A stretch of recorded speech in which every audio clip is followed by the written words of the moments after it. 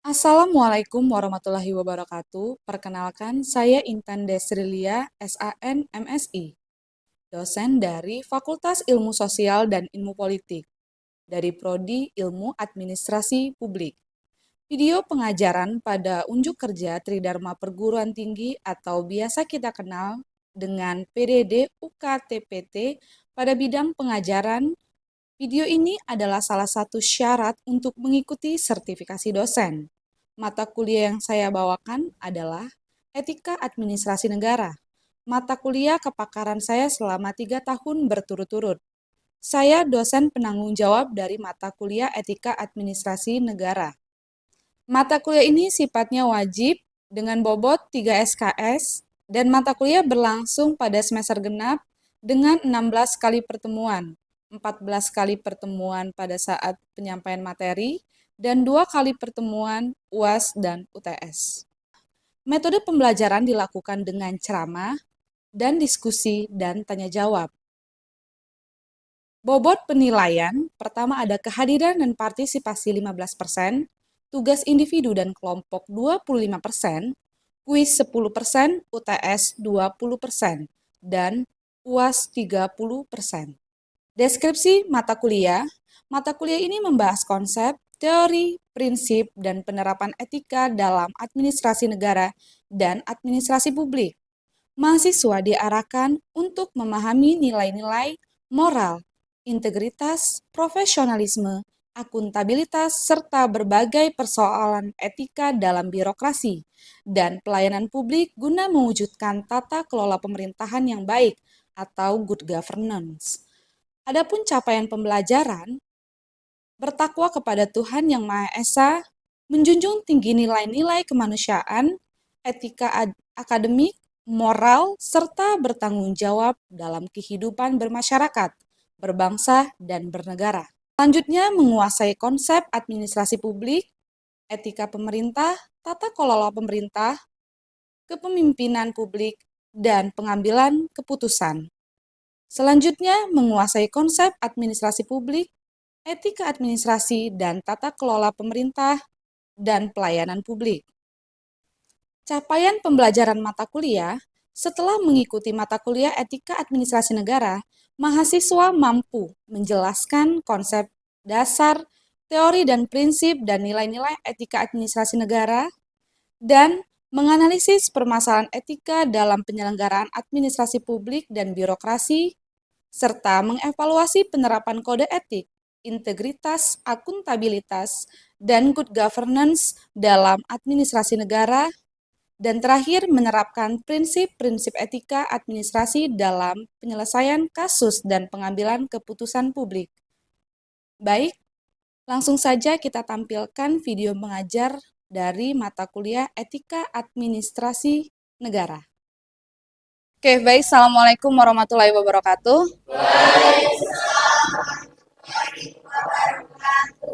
Oke, gimana sekarang keadaannya? Sehat? Sehat ya?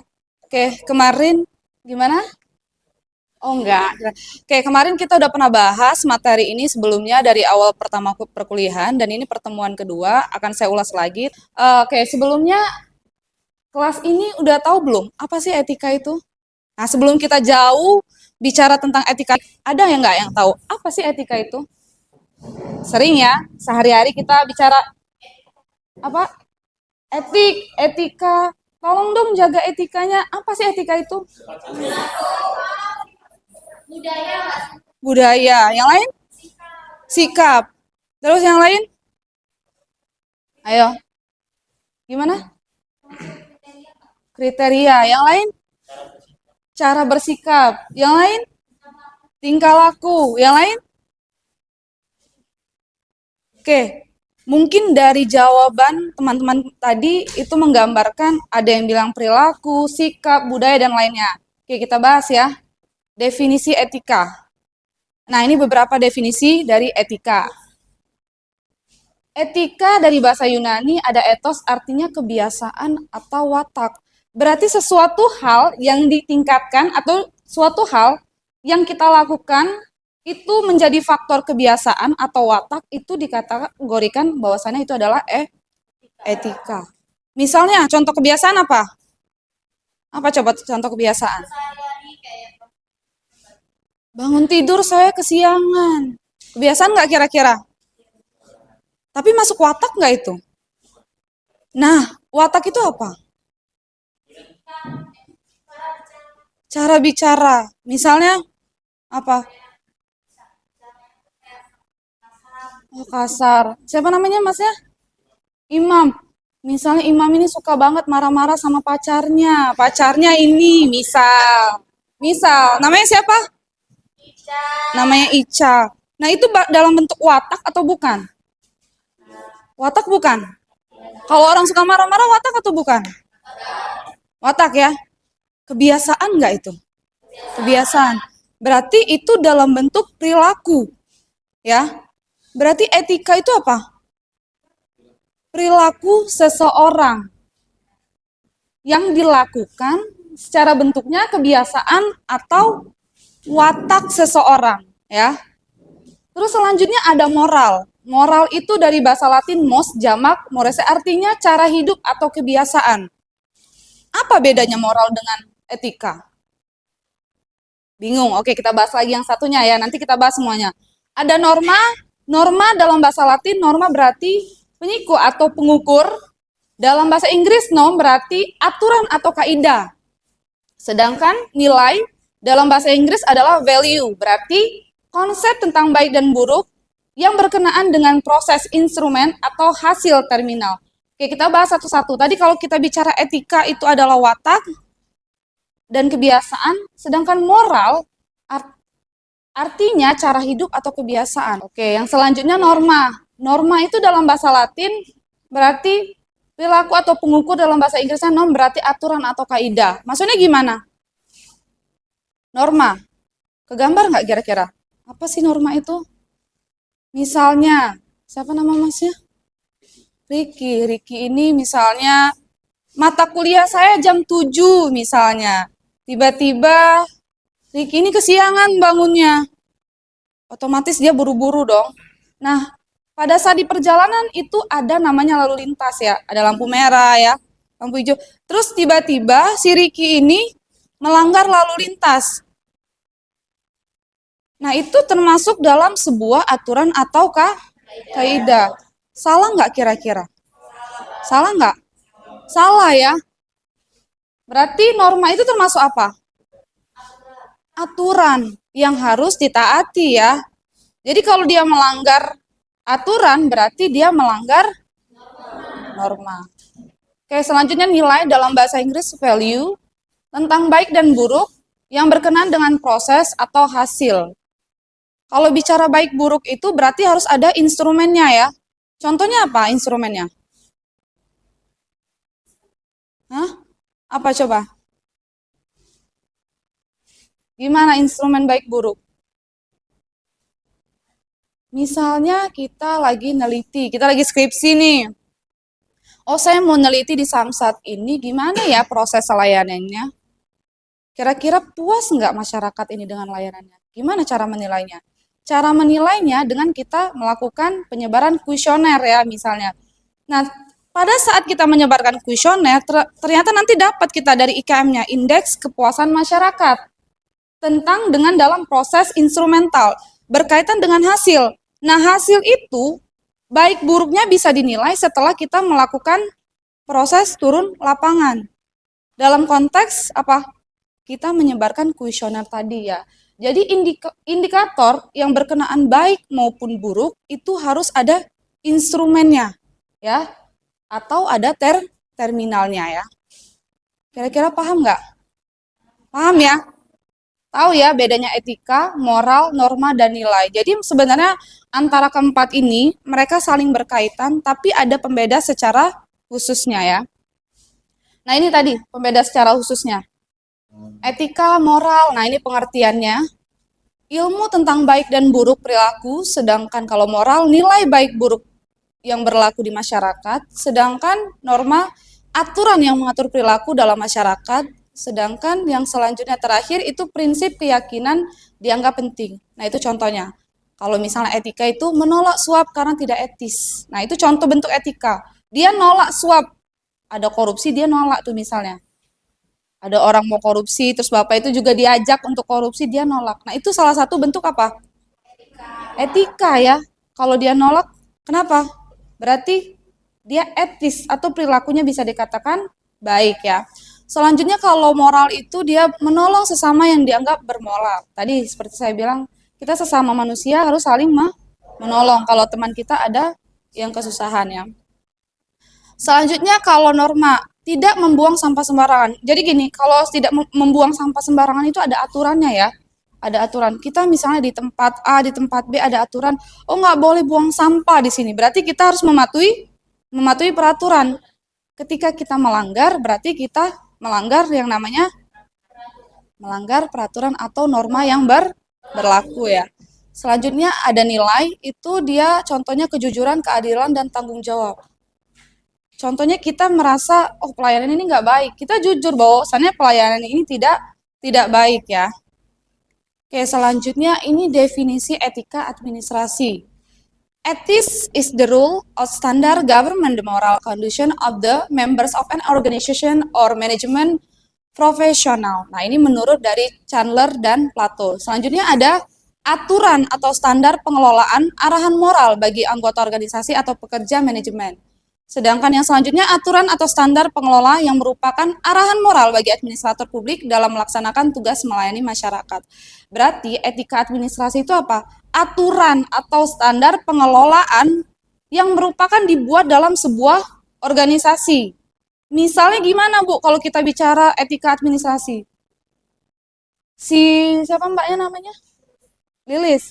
Lilis ini dia sebagai pelayan publik ya. Pelayan publik, dia melayani masyarakat, misalnya membuat KTP.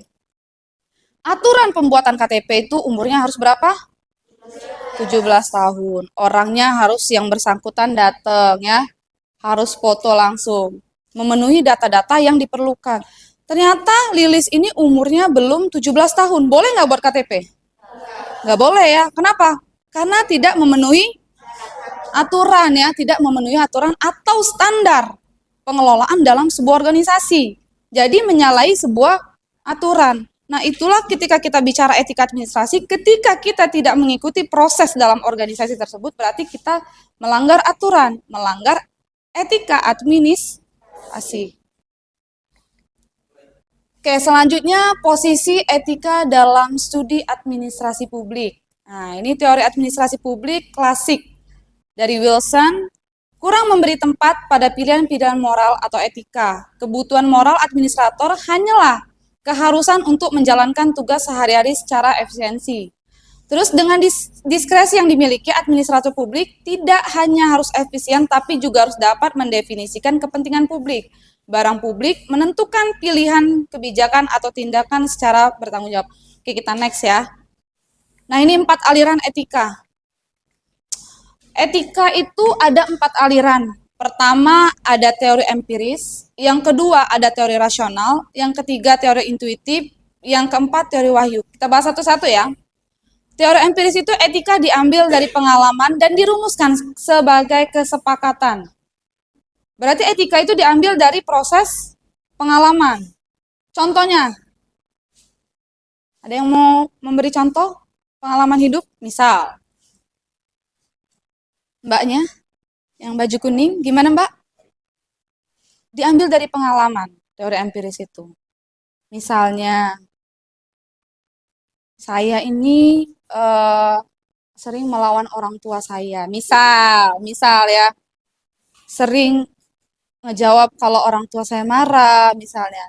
Berdasarkan pengalaman, ternyata orang tua saya itu sakit hati dengan saya melakukan itu. Oh, berarti besok saya nggak boleh ngelakuin itu lagi. Ya, karena hal tersebut akan membuat orang tua saya sakit hati. Oke, setelah ada pengalaman tersebut, dirumuskanlah sebagai kesepakatan besok saya nggak mau lagi ngelawan orang tua saya. Karena orang tua saya itu kalau saya bangunnya siang, dia marah. Berarti besok saya harus bangun pagi. Nah, itu salah satu contoh dari teori empiris ya. Selanjutnya teori rasional. Manusia menentukan apa yang baik dan buruk berdasarkan penalaran atau logika. Nah, ini berdasarkan apa? Oke, berdasarkan penalaran atau logika. Contohnya gimana? Contohnya gimana kalau kita berdasarkan logika? Mm-mm. Contohnya gimana cara kita bedain yang baik dan yang buruk? Mm-mm. Heeh. Oke, berarti kan sebenarnya melakukan hal tersebut secara sadar ya. Secara logika sebenarnya kalau kita melanggar lalu lintas, kita tahu itu perbuatan yang tidak baik ya, tidak etis atau tidak apa? Tidak benar atau buruk ya. Jadi secara logika, teori rasional ini menentukan baik dan buruk berdasarkan penalaran logika. Karena kalau dia melanggar lalu lintas, tiba-tiba ada mobil yang lewat, ketabrak, ya, berarti kan ada dampak ya. Nah, teori rasional ini berkaitan baik buruk berarti berdasarkan logika. Nah, selanjutnya teori intuitif, manusia secara naluri atau otomatis mampu membedakan hal yang baik dan buruk. Caranya gimana membedakan hal yang baik dan yang buruk? Tapi ini berdasarkan intuitif. Kalau tadi kita bicara rasional. Oh, rasional kalau misalnya kita melanggar lalu lintas itu sebuah hal yang salah. Rasional karena nanti bisa ketabrak orang atau kita yang ketabrak. Terus selanjutnya kalau kita bicara tentang teori intuitif, manusia secara naluri atau otomatis mampu membedakan hal yang baik dan buruk. Intuitif, tahu nggak intuitif itu apa? Naluri ya. Oke ya. Tahu baik yang buruk dari mana? Oh, feeling. Kayaknya cewek yang A, yang B, kayaknya saya pilih yang dia aja deh. Soalnya kayaknya dia baik deh. Soalnya dia ramah kalau ngomongnya ya. Kalau ini kayaknya kasar banget deh. Kayaknya saya lebih pilih pacar untuk ini deh. Bukan pacar, calon istri misalnya. Saya pilih calon istri yang ini aja lah, yang A aja. Karena kenapa? Dia kayaknya baik, rajin sholat ya. Kalau yang satu ini kayaknya dia nggak pernah sholat, main terus, nongkrong terus. Secara intuitif, kita punya rasa ya. Punya rasa apa? Oh, kalau dia ini baik buruk. Kita punya punya feeling ya. Punya perasaan bahwasannya kita tahu mana yang baik dan mana yang buruk. Oke, terakhir teori wahyu. Ketentuan baik dan buruk datang dari yang maha kuasa. Nah, kalau yang ini, yang terakhir gimana? Anugerah. Iya, benar, anugerah. Oke, masuk. Tapi kenapa baik dan buruknya datang dari yang maha kuasa? Kenapa? Ya, caranya gimana taunya?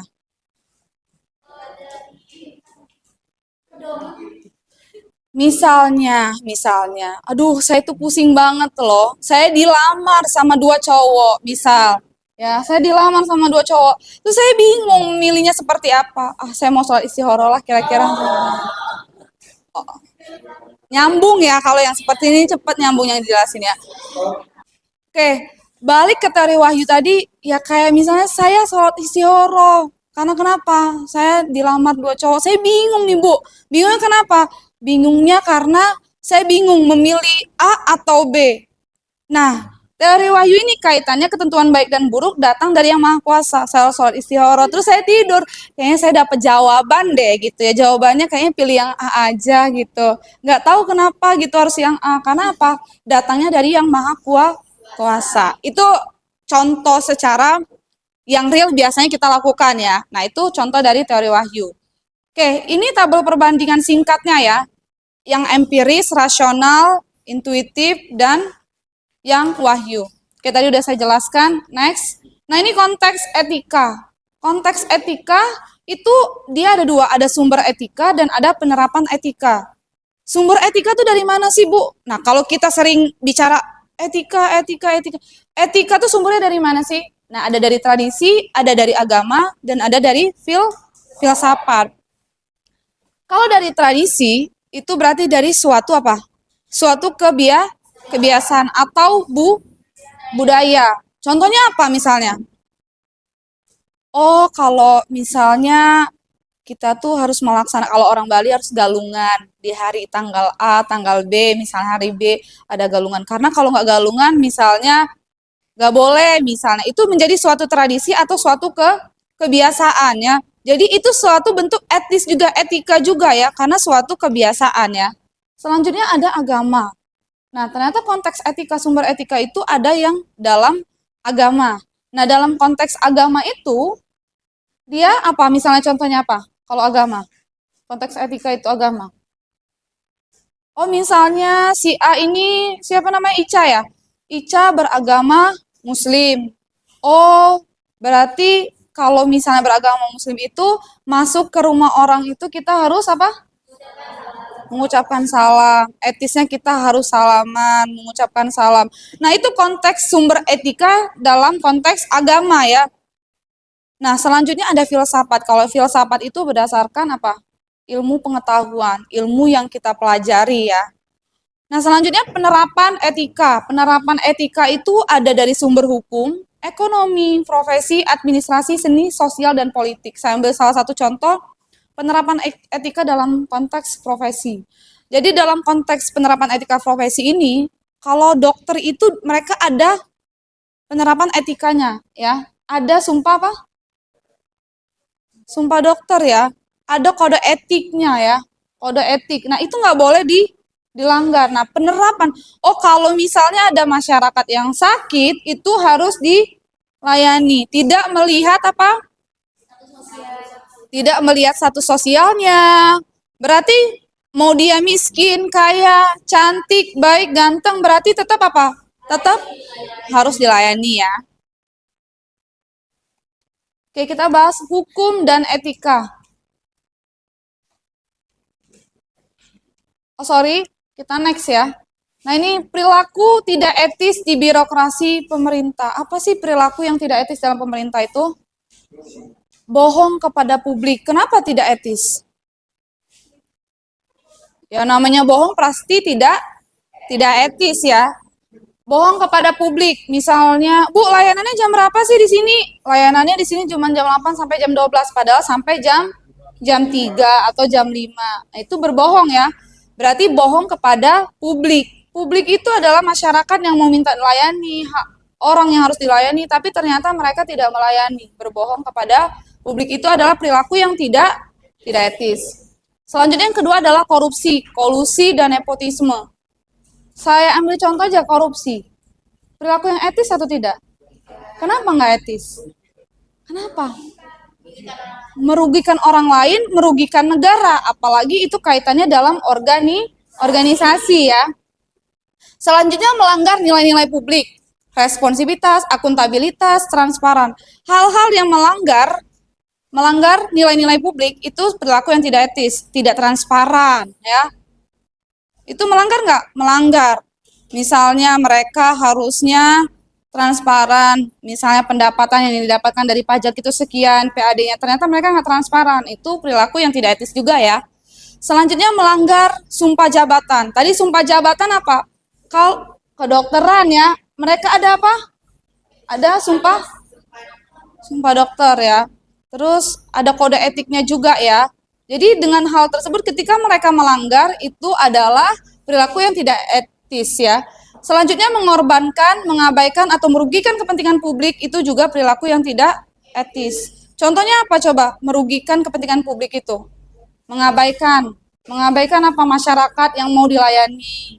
Ya, mengabaikan fasilitas-fasilitas yang sudah diberikan tapi rusak gitu loh, tidak dirawat. Itu perilaku yang tidak etis ya. Oke, baik.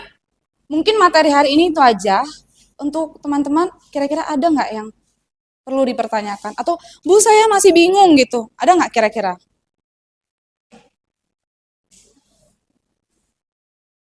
Wah, pinter-pinter dong kelas ini berarti ya. Tepuk tangan dulu untuk kelas ini. Oke, ini materi selanjutnya nanti akan saya kirim, dipelajari. Dan untuk pertemuan selanjutnya, nanti kita akan bahas lagi materi pada sesi ketiga ya, pertemuan ketiga. Nanti saya akan kirim ketua kelas. Minggu depan kita masuk lagi. Oke? Mau tugas? Oh enggak Bu, kalau tugas ya. Enggak. Mau kuis? Enggak. Tetap akan ada tugas, tetap akan ada kuis, tapi nanti di pertemuan selanjutnya. Oke ya? Oke, cukup untuk hari ini. Lebih dan kurang saya mohon maaf. Wabillahi taufiq wal hidayah. Wassalamualaikum warahmatullahi wabarakatuh. Selamat siang semuanya.